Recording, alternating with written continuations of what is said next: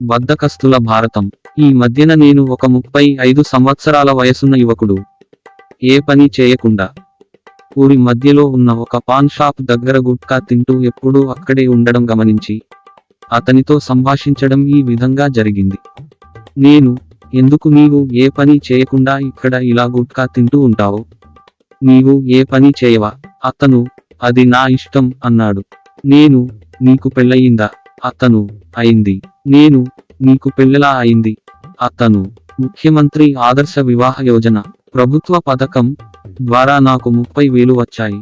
అలాగే అంత్యోదయ కన్యా వివాహ యోజన ప్రభుత్వ పథకం ద్వారా 2,50,000 వచ్చాయి.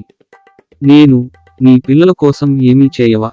అతను, జననీ సురక్ష యోజన ప్రభుత్వ పథకం ద్వారా ఉచిత ప్రసవం ద్వారా 1,500, భగినీ ప్రసూతి యోజన ప్రభుత్వ పథకం ద్వారా 20,000 వస్తాయి. నేను, మరి పిల్లల చదువు? అతను, పిల్లలకు అన్నీ ఉచితం. విద్య, యూనిఫామ్, పుస్తకాలు, భోజనం అన్నీ. ముఖ్యమంత్రి నౌల్ నిహాల్ మరియు మేధావి ఛాత్రవృత్తి యోజన ప్రభుత్వ పథకం ద్వారా ప్రతి సంవత్సరం ఉచితం. నేను, మరి నీ ఇల్లు ఎలా గడుపుతున్నావో? అతను, నా తమ్ముడికి ప్రభుత్వం నుండి ఉచితంగా ఒక సైకిల్ వచ్చింది. నా కొడుక్కి ఒక ల్యాప్టాప్ వచ్చింది. నా తల్లిదండ్రులకు వృద్ధాప్య పింఛన్లు వస్తున్నాయి. మాకు నెలంతా కిలో రూపాయి బియ్యం వస్తాయి. నేను, మరి నీవు కనీసం నీ తల్లిదండ్రుల తీర్థయాత్రలకు ఖర్చయినా పెడతావా?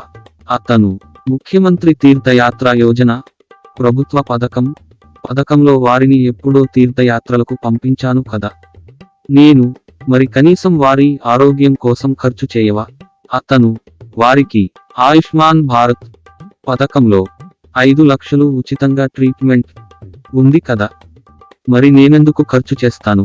నేను, కనీసం వాళ్ళు కాలం చేస్తే అంత్యక్రియలకైనా ఖర్చు చేస్తావా? అతను, దానికైనా ఎందుకు ఖర్చు చేయాలి?